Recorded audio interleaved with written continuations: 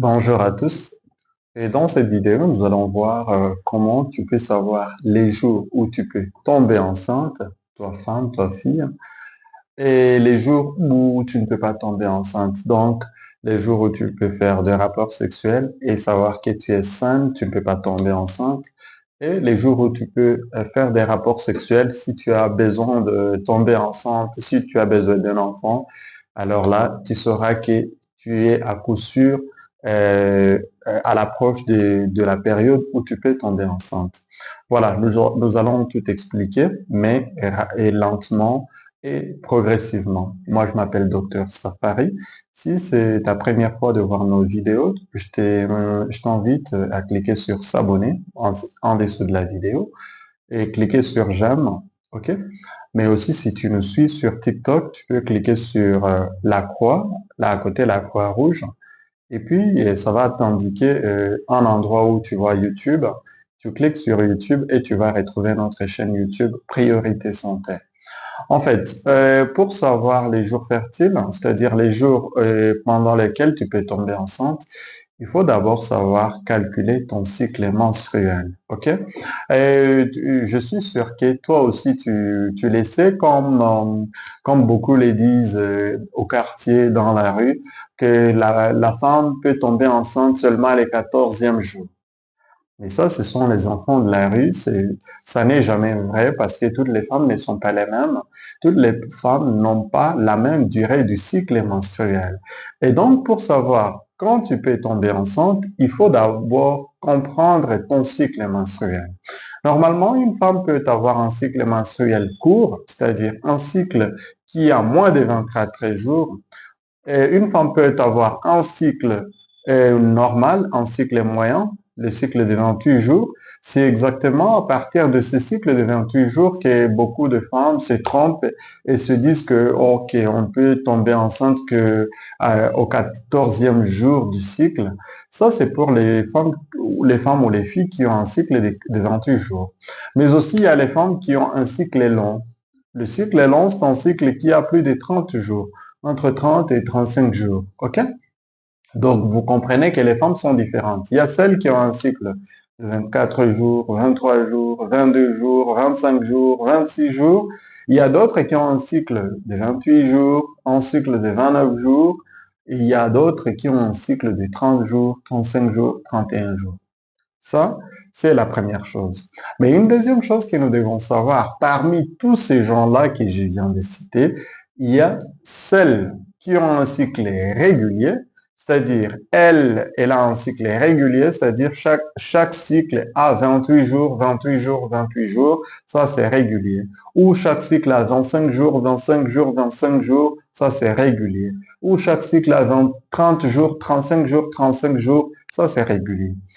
Mais il y a les autres alors qui ont un cycle irrégulier, c'est-à-dire pendant ces mois de novembre, elle a eu un cycle de 30 jours, le mois suivant, elle aura un cycle de 28 jours, le mois qui suivra encore, le mois de janvier par exemple, elle aura un cycle de 25 jours, l'autre mois de février par exemple qui suivra, elle aura un cycle de 22 jours, celle-là, elle a un cycle irrégulier.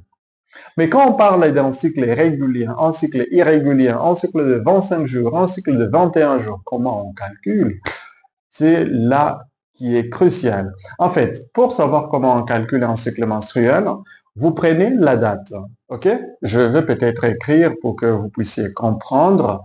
OK? Je vais écrire. Vous prenez la date, hein, ok? La date, le jour 1. Aujourd'hui sommes les 30 novembre. Ok, nous prenons le mois de novembre, le mois de novembre, le mois de novembre, le 30, et puis vous comptez le 30 en le premier, le 2, le 3, le 4, le 5, le 6, le 7, le 8, le 9, le 10, le 11, le 12,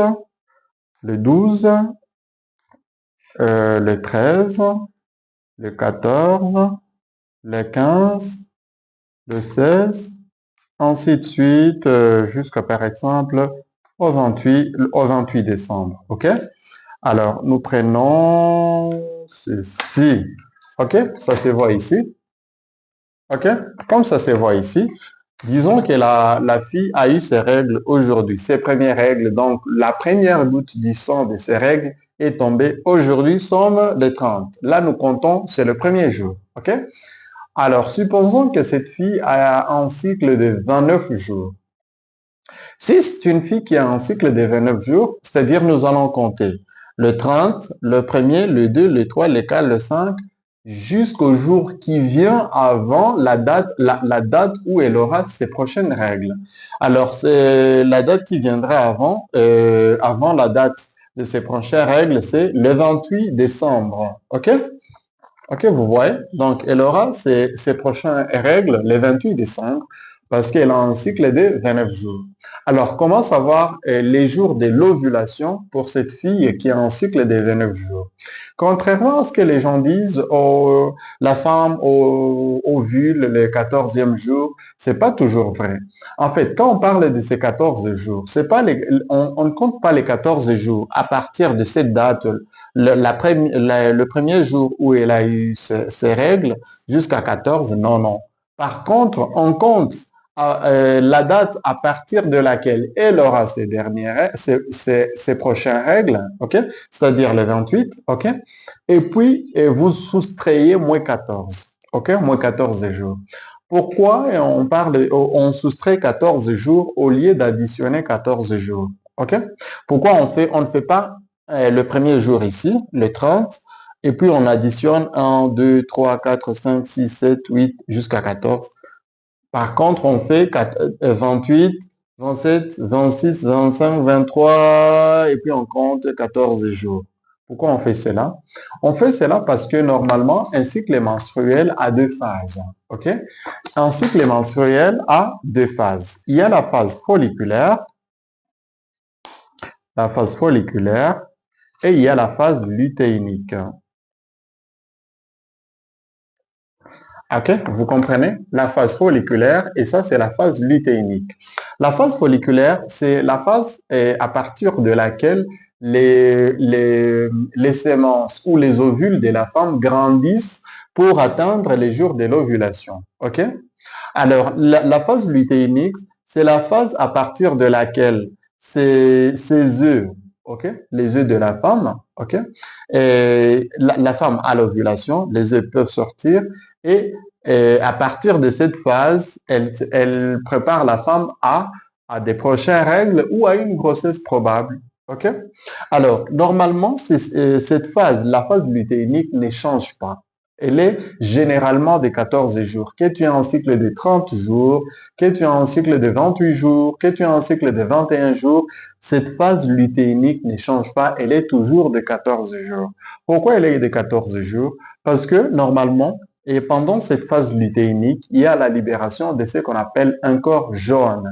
Le corps jaune, c'est la coquille de l'œuf qui a ovulé ici. Cette coquille dégénère, ok? Cette coquille dégénère et pour qu'elle dégénère intégralement, elle doit faire 14 jours. Voilà pourquoi alors, au lieu d'additionner 14 jours ici, on soustrait 14 jours parce qu'on sait que ici, tout peut changer. Tu peux avoir un cycle folliculaire de 7 jours, tu peux avoir un cycle folliculaire de 10 jours, tu peux avoir un cycle folliculaire de 20 jours, comme tu peux avoir un cycle folliculaire de 5 jours. OK? C'est aussi possible. Ainsi donc, et comme ici tout change, alors on se base sur ça, alors on prend les totals des jours. OK? 28, et on a pris 29 jours, moins 14 jours. Donc, comme cette fille a un cycle de 29 jours, nous allons prendre les 29 jours, OK? Les 29 jours, la totalité du cycle, et puis on va soustraire 14 jours. Alors là, nous allons trouver que on va soustraire, on va quitter du 28, OK?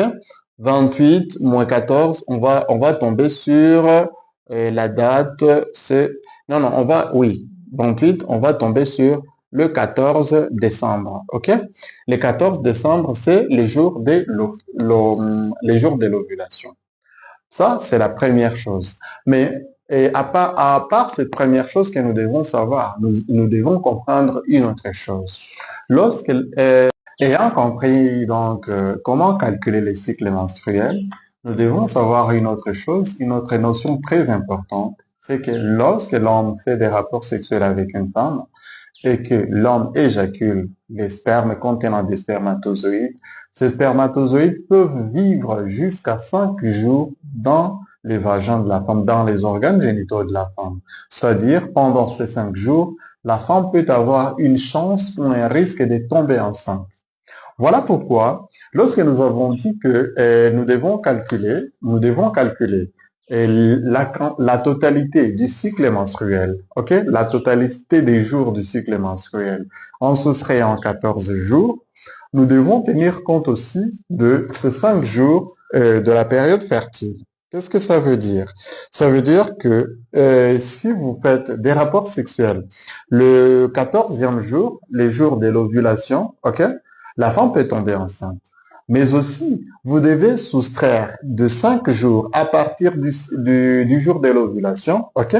5 jours pour éviter, pour savoir, pour donner la fenêtre fertile, comme on le dit généralement. La fenêtre fertile, c'est-à-dire, et comme vous savez que les spermatozoïdes de l'homme peuvent vivre jusqu'à 5 jours, vous faites 14 moins 5, 14 moins 5, ça te donne 9, ok? 14, ok? Moins 5, ça donne 9. C'est-à-dire, à partir du 9e jour, si tu fais des rapports sexuels, ok, la personne là, la femme qui a un cycle de 29 jours, si tu fais des rapports sexuels, tu peux tomber enceinte si tu fais des rapports sexuels les 9e jour, les 10e jour, les 11e jour, les 12e jour, les 13e jour, jusqu'au 14e jour. Voilà ce qu'on appelle la période la période fenêtre. C'est-à-dire, vous faites 14 moins 5. 5, c'est pour les jours que les spermatozoïdes peuvent faire dans les voies génitales de la femme et au cours desquels la femme peut tomber enceinte. Et donc là, on compte à partir du 9. Alors, en général, qu'est-ce qu'on retient? En général, on retient que pour une femme qui a un cycle de 29 jours, de 28 jours, elle doit s'abstenir de faire des rapports sexuels à partir du 8e jour jusqu'au moins minimum au 15e jour. OK? 8e jour jusqu'au 15e jour de son cycle. OK? Elle doit éviter de faire des rapports sexuels si elle ne veut pas d'enfant. Mais si elle a besoin d'un enfant, alors là, c'est là qu'il faut faire des rapports sexuels les plus fréquents possibles. Alors, ça, c'est une chose. Mais nous pouvons aussi calculer pour les autres cycles. Hein, ok? Calculons pour les autres cycles. Prenons un exemple d'une femme qui a un cycle de 35 jours. Ok? Pour une femme qui a un cycle de 35 jours, si elle a eu ses règles aujourd'hui le 30, ses prochaines règles viendront généralement le 3 du mois de janvier. Le 3 janvier. Ok? Vous comprenez? Donc, vous comptez 30, le premier, le 2, le 3. Vous savez que le mois de décembre a généralement combien de jours? Le mois de décembre a 31 jours. OK? Alors, 31 plus 30, plus le premier jour, parce qu'aujourd'hui nous sommes le 30, ça fait 32 jours, plus le premier, 33, les deux, 34, le 3, 35. OK? Alors là, vous comprenez que la femme ici aura ses prochaines règles le 4 du mois de janvier. OK? Alors pour cette femme, quand est-ce qu'elle aura son ovulation? Et pour calculer les jours de son ovulation, vous allez prendre les 35 jours, OK? 35 jours moins 14 jours. Moins 14 jours. 35 jours moins 14 jours, ça fait combien de jours? OK?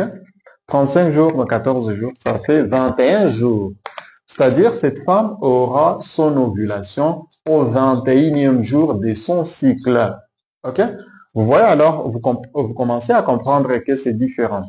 Si cette femme aura son ovulation le 21e jour de son cycle, alors, c'est pas à dire que c'est le seul jour où elle peut être fertile.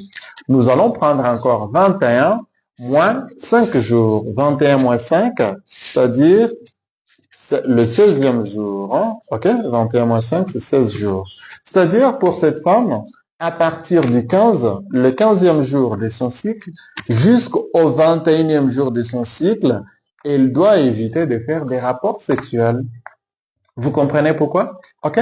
Vous comprenez que les 5 jours que j'ai soustraits ici, ce sont les 5 jours pendant lesquels les spermatozoïdes de l'homme peuvent être fertiles dans les voies génitales de la femme. OK? Alors, nous comprenons. Si on calcule par exemple pour une femme, disons pour une femme qui a un cycle de 23 jours, ok? Calculons parce qu'ici on a fait pour les femmes qui ont un cycle très long, alors on fait pour les femmes qui ont un cycle très court. Une femme qui a un cycle de 23 jours par exemple, nous allons faire 23 moins 14, ça va faire combien? Ça va faire 23 moins 14, ça va faire 9, ok? Donc, l'ovulation pour cette femme, c'est le 9. Et puis, nous allons soustraire 9 moins 5, c'est-à-dire 4, moins 5, c'est-à-dire le 4e jour de son cycle. Alors, vous comprenez, il y a certaines femmes qui disent, oh, tu vois, moi, j'avais fait des rapports sexuels lorsque je voyais encore mes règles, mais je me suis rendu que j'étais enceinte. Moi, j'ai fait des rapports sexuels un jour après mes règles, mais je suis tombée enceinte. Comment expliquer? Voilà ce qui peut expliquer cela. Ce qui explique cela, c'est que vous avez fait des rapports sexuels pendant la période fenêtre. Donc, vous devriez avoir l'ovulation le 9. OK? Quand vous devriez avoir l'ovulation le 9, vous avez fait vos rapports sexuels le 4 par exemple, ou vous avez fait vos rapports sexuels le 5. OK? Vous avez un cycle qui dure généralement 4 jours. OK? Donc, vos règles se sont stoppées le 4 et vous avez fait les rapports sexuels le 5. Le 5, vous étiez déjà dans la période fenêtre et vous êtes retrouvé enceinte. Okay? Donc, vous avez fait vos rapports sexuels pendant les jours fertiles. Et donc, je pense que nous nous sommes compris en général pour les femmes qui ont un cycle long, un cycle court, un cycle régulier, un cycle irrégulier. Je pense que toutes ces explications ont été claires. Alors, voyons une autre notion. À part la notion de savoir calculer son cycle menstruel, à part la notion de savoir les jours fertiles, à part la notion de savoir et combien de temps les spermatozoïdes peuvent passer dans les voies génitales pour féconder l'ovule, il y a une autre notion que nous devons savoir, c'est l'observation de la glaire cervicale. Normalement, une femme normale, et pendant sa période d'ovulation, elle a une glaire cervicale épaisse, claire et transparente, glissante entre les doigts, entre les pouces et l'index. OK? Et donc, vous pouvez savoir que vous êtes dans la période fertile ou à l'approche de l'ovulation si vous remarquez une modification de votre glaire cervicale dans vos voies génitales, dans votre vagin. OK? Et l'observation de cette glaire est un indicateur simple, efficace et sûr qui peut vous dire clairement que vous avez une ovulation et qui, par voie de conséquence, peut vous permettre de faire des rapports sexuels pour avoir un enfant ou de les éviter si vous ne voulez pas tomber enceinte ou d'utiliser des moyens de contraception. Une autre chose que nous devons savoir, c'est utiliser les tests d'ovulation. Actuellement, tout a changé, il y a eu une évolution et vous pouvez trouver des tests d'ovulation dans les pharmacies, comme les tests de grossesse que vous allez acheter. Vous pouvez avoir les tests d'ovulation. Ces tests d'ovulation, vous les utilisez avec les urines, comme on utilise les tests de grossesse. Et si vous trouvez qu'il y a deux traits sur les tests d'ovulation, alors là, vous êtes à coup sûr certain que vous êtes en période fertile et que donc, si vous avez besoin d'un enfant, vous pouvez faire des rapports sexuels. Si vous n'en avez pas, alors vous évitez ou vous utilisez les méthodes contraceptives. Une autre chose que nous devons savoir, c'est la mesure de la température basale. Normalement, une femme qui est en période ovulatoire, elle a une montée de la chaleur de 0,5. Ainsi, comment vous calculez cela? Vous pouvez acheter un thermomètre à la pharmacie